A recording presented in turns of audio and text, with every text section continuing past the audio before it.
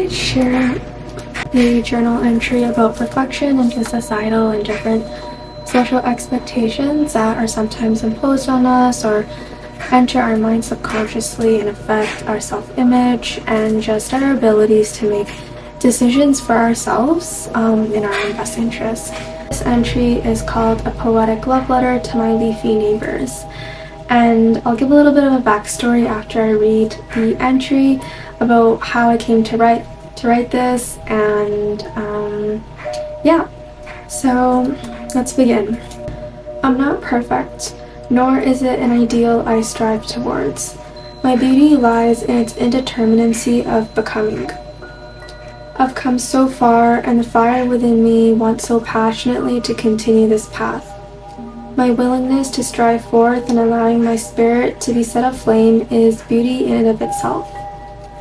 I say perfection to me is not knowing the path ahead, not having all the answers and all the keys to all the doors, yet in full belief that all will be revealed in due time. As I bid farewell to the chlorophyll on the still October evening, the trees speak to the seasons for everything. In a few weeks' time, the Arctic wind will have blown the last of the deciduous leaves away, entering into a new season, one of slow becoming and fortification of my truth, firmly packed just as the old-growth trees who've taken their time to strengthen. They gather and store ingredients for their hardiness, but also give in full generosity. I receive its gifts, so I too would like to photosynthesize throughout my life. To me, the trees are always beautiful in their full commitment to depth and heights. The trees shall always be perfectly enough. So what led me to writing this entry, and why was it in my meditations?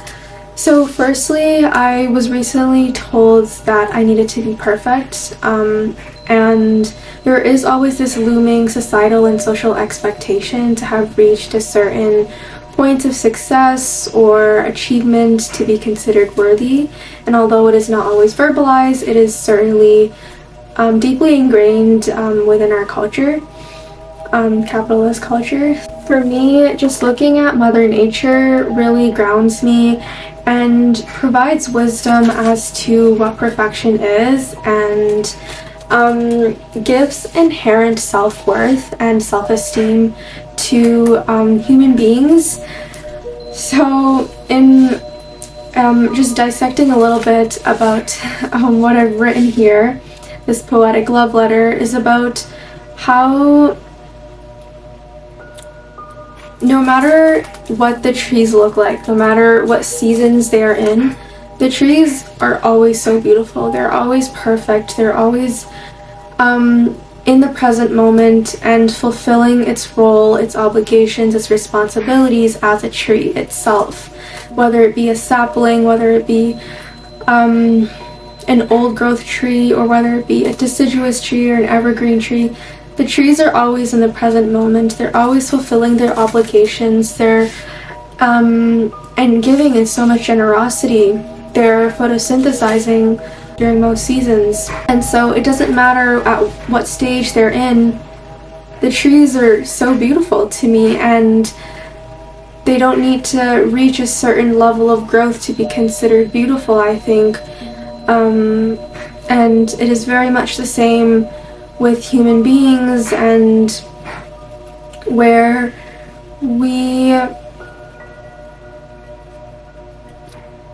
our beauty lies in our indeterminacy, the fact that we've grown so much, we've come so far in our paths, and the fact that we're so excited and we're so interested to continue this path is beauty in and of itself. That this indeterminacy, this act of becoming, is so beautiful, that we don't always have to have all the answers, that we don't have to reach a certain ideal to be considered beautiful or to be considered perfect. We need different seasons to be able to blossom at certain times, and these seasonalities are so important to create grounding and to develop our own truth, that we do need time in order to grow, because that is part of the process itself. For example, during the colder months, the trees really pack and strengthen themselves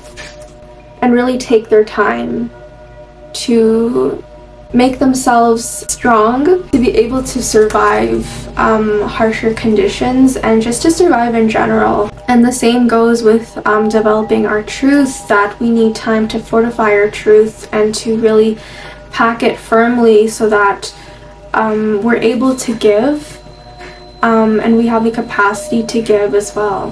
For me, like even in the winter time, the trees may appear to not be alive at the moment. They look dead, but they are certainly alive in their own ways that we don't necessarily see.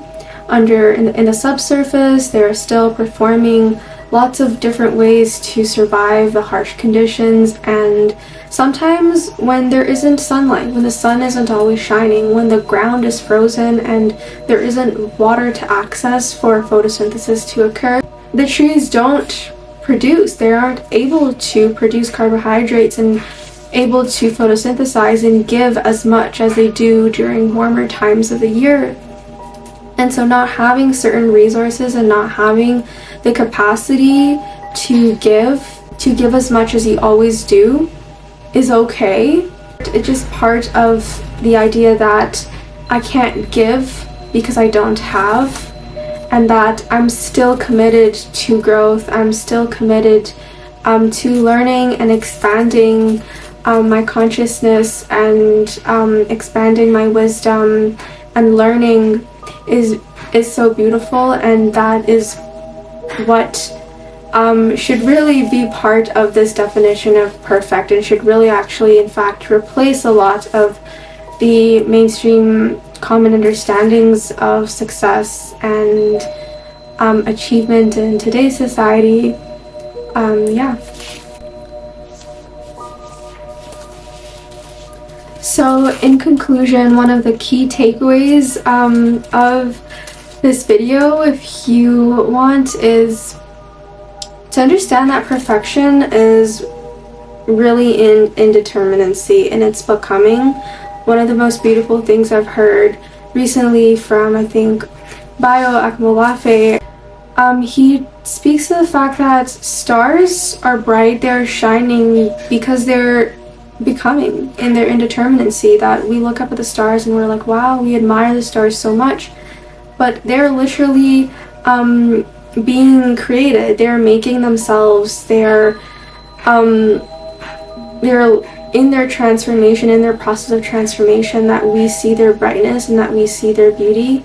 And we are very much nature, so if we abide with the laws of nature, that we see ourselves as perfect in all of our stages and all of our seasonality, and that everything does happen in due time, and that we don't have to have all the answers. You don't have to have all the answers and all the keys to all the doors. All is in due time, and you are in good hands.